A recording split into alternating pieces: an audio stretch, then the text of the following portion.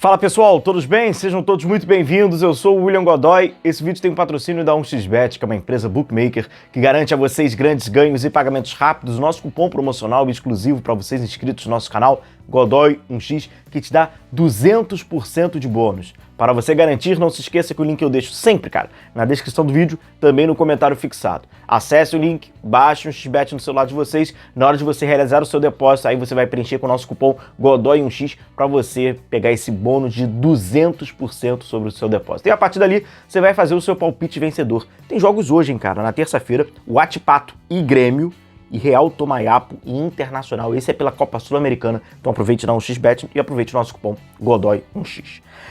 Galera, vamos falar sobre a Copa Libertadores, falar sobre o sorteio, o caminho do Flamengo rumo ao Tetra, que será então em Monumental de Juiz. Ainda não está confirmado 100%, né? Uma questão até política da Conmebol, mas porque ela agora está dando ali outras opções, porque vai dependendo, né, do que vai acontecendo e tal, para não correr risco de ficar com o estádio vazio, o Monumental vazio numa decisão, ia ficar muito feio. Então ela vai empurrando ali, mas se tudo der o óbvio, ela vai colocar Monumental de Nunes. Então vamos falar sobre esse caminho do Flamengo, sobre até os confrontos da Copa Libertadores, bons confrontos até. Agora, saiu, né, a notícia ontem de que a seleção uruguaia, né, as seleções não vão ali liberar os seus jogadores para fazer o jogo, o compromisso do Flamengo. Pô, gente, né? Alguém esperava, não, vai lá, quebra lá teu galho, vai lá, joga lá o jogo. Cara, eles já estão a serviço das seleções. Jogadores de seleções convocados estão a serviço das seleções. Então assim, não tem esse quebra-galho e nem tem o porquê. Quem tem que quebrar galho é quem organiza calendário. Bom, se os jogadores estão nas suas seleções, os times estão muito desfalcados, para preservar o nosso campeonato, para validar a qualidade do campeonato, não tem jogo aqui. É esse cara, não são as seleções não tem que fazer, pô, não vai. Eles não têm que fazer o trabalho da CBF na hora de organizar calendário, né? Então, o Flamengo vai ficar aí praticamente 11 jogos. 11 jogos sem os caras. E os caras são caras importantes, né? É De La Cruz, é Arrascaeta, Vinha, é Varela, é Pulgar, tem de tudo, beleza? Então, galera, vamos lá. Libertadores, sorteio. Vamos começar lembrando que os jogos da Libertadores, das oitavas de final, eles serão praticamente na última quinzena de agosto, dia 14, e o jogo da volta no dia 21, então é na segunda quinzena. A gente está falando de 80 dias. Amigos, sendo bem sinceros, 80 dias no Flamengo, dá para acontecer de tudo, dá para entrar em crise, sair de crise, entrar em crise e sair de crise de novo. 80 dias. Se um dia no Flamengo já é muito, 80, e sem contar que esportivamente tem janela de transferência, o Endrick saiu do Palmeiras, aí entrou o Felipe Anderson, aí como é que vai ficar esse encaixe? O Bernard foi pro Atlético Mineiro, então tem muita coisa para acontecer, né? Além das contratações, das saídas, das chegadas, da janela, ainda tem por uma razão óbvia. 80 dias num clube grande, acontece de tudo. Queda de treinador, contratação de novo treinador, então, assim, até para fazer a análise do que vai 80 é muita coisa. Mas vamos lá, vamos começar pela chave lá do lado esquerdo, que é a chave dos, quem sabe, né, os finalistas, quem vai pegar o Flamengo. O finalista da Copa Libertadores está do outro lado, então vamos começar lá por eles. São Lourenço e Atlético Mineiro. O Atlético Mineiro foi o clube brasileiro que teve a melhor campanha na fase de grupos, é muito favorito, apesar de ter um confronto interessante entre Brasil e Argentina, o protocolo diz que o Atlético, né, passaria com facilidade no segundo jogo em casa, muito forte em casa, então daria Atlético Mineiro. O Atlético Mineiro, provavelmente, né, assim, iria enfrentar o segundo do C e o Fluminense, ou o Fluminense. Segundo do C, cara, pode ser o Atipato, pode ser o Grêmio, pode ser o The Strongest, um desses até pode ser um adversário do Flamengo nas quartas de final. Então é muito difícil a gente fazer qualquer levantamento, mas a priori poderíamos ter um Atlético Mineiro e Fluminense nas quartas de final. Seria um jogaço. Seria um jogaço.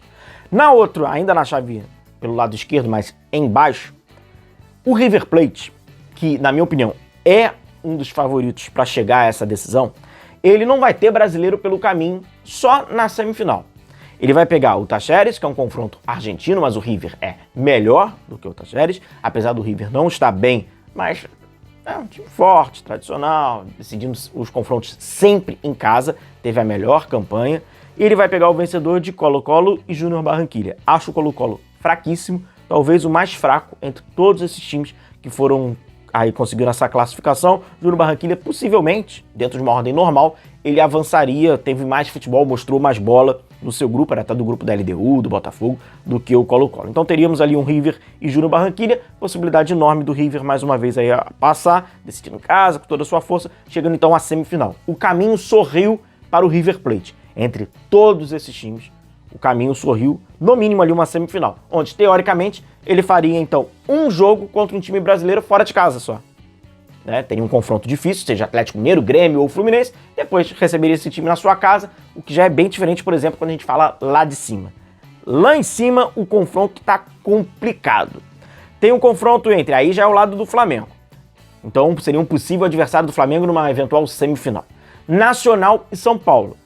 Um confronto muito tradicional, de clubes pesadíssimos, que tem histórias, bonitas histórias na Copa Libertadores. Contudo, o São Paulo hoje nem se compara ao Nacional. São Paulo está num momento muito bom na temporada, desde aí da chegada do Subeldia. Daqui a 80 dias não saberemos como estará o São Paulo, mas de qualquer forma, dentro, num protocolo aqui normal. Vamos lá, o normal. São Paulo avançaria no Morumbi, decidindo em casa, passaria pelo tradicional São Paulo. Nacional. E esse time, o São Paulo, enfrentaria numas quartas de final, o que na minha opinião é o melhor jogo dessa fase das oitavas.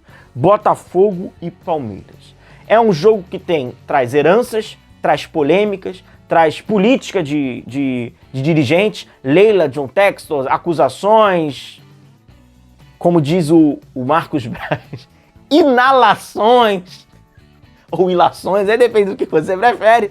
Esse confronto é um jogaço. Esse é um jogaço. Botafogo e Palmeiras. O vencedor de Botafogo e Palmeiras pegaria possivelmente o São Paulo. Aí poderíamos ter um São Paulo e Botafogo ou até mesmo um São Paulo e Palmeiras. Clássico nas quartas. E aí vem o lado do Flamengo.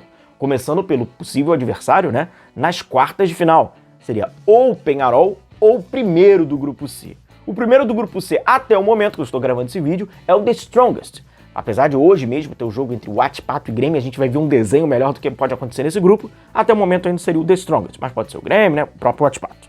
Vamos lá. Aqui é o seguinte. O Peñarol, ou o primeiro do grupo C, não interessa quem é. Caso o Flamengo pegue, o Flamengo vai decidir já fora de casa. O Peñarol teve uma campanha melhor do que o do Flamengo e o primeiro do grupo C, nem vai precisar dizer, é uma questão simples de matemática. Aqui vai depender um pouco.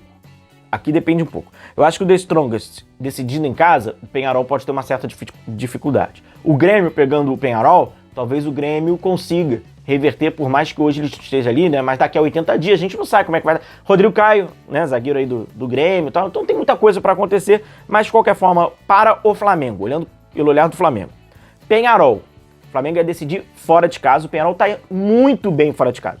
O Peñarol venceu o Atlético Mineiro recentemente, até pela fase de grupos. Foi o Peñarol que tirou a invencibilidade do Atlético Mineiro. Tá com uma sequência enorme de jogos sem perder em casa. E para quem gosta de tabu e estatísticas, até para ser quebrado é legal. O Flamengo nunca venceu na história o Peñarol. E aí eu não tô dizendo fora de casa ou em casa. Nunca venceu. Então seria um tabu bacana aí para se quebrar. Caso seja um The Strongest, e aí a gente já passa pro adversário do Flamengo, que é o Bolívar, também teria altitude. Então o Flamengo ia enfrentar a altitude contra o Bolívar e iria enfrentar a mesma altitude, La Paz, contra o The Strongest. Então ia ser uma Libertadores para subir morro, o que não é nada legal. E aí veio o último jogo, que é o confronto do Flamengo com o Bolívar. Galera, é o seguinte, o Flamengo não deu sorte nesse confronto, isso aí é um fato, é um jogo muito difícil, e que dá uma responsabilidade, uma transferência de importância para o jogo de ida, que nenhum confronto na Libertadores terá mais do que o do Flamengo.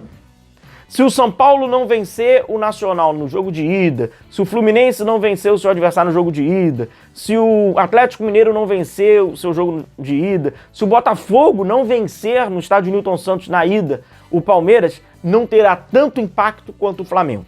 Dificilmente o Flamengo vai conseguir se classificar, eu diria praticamente impossível, o Flamengo conseguir se classificar sem vencer o jogo de ida. Então o Flamengo já tem uma final. O jogo de ida se tornou uma enorme importância. Além disso, é vencer e vencer bem. Então o Flamengo já entra em campo com uma, em aspas, obrigação extremamente indigesta. Isso tudo já corrobora para o jogo ser extremamente tenso, difícil, e por um outro lado, o Bolívar tem o placar ao seu favor, pois o jogo começa 0 a 0, o tempo ao seu favor, o nervosismo, que naturalmente ele acaba sendo gerado pela equipe que tem essa necessidade. Então, o Flamengo tem uma final.